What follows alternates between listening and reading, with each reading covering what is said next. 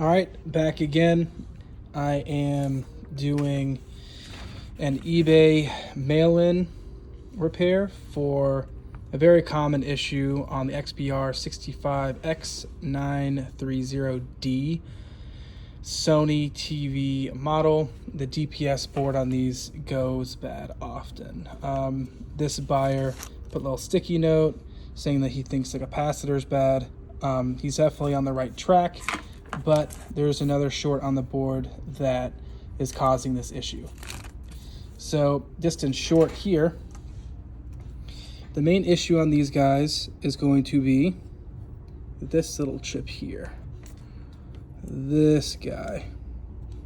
This is an IC buck voltage regulator that gives this little circuit here power, and these go bad 9 times out of 10. Now, another thing to look for are these fuses. You'll see its label on the board, and you have to see where it's going to. See, this one has a little arrow that points around here, up here, so you'll also need to check this fuse. So this fuse, along with this IC.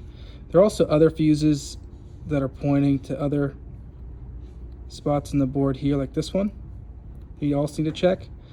But there's so many of these guys around this board in general. So check all of them if you can, but usually 9 times out of 10, that is the issue. I don't have a tester TV in the shop at this time, so I can't show you this actually powering on and working, but take my word for it.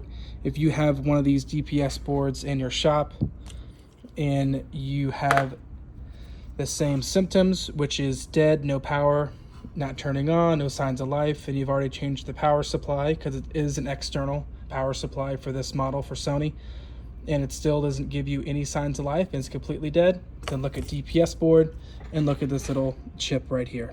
It's a little voltage regulator buck IC. Any questions, feel free to leave in the comments, but thanks for watching this short little YouTube video. See you next time.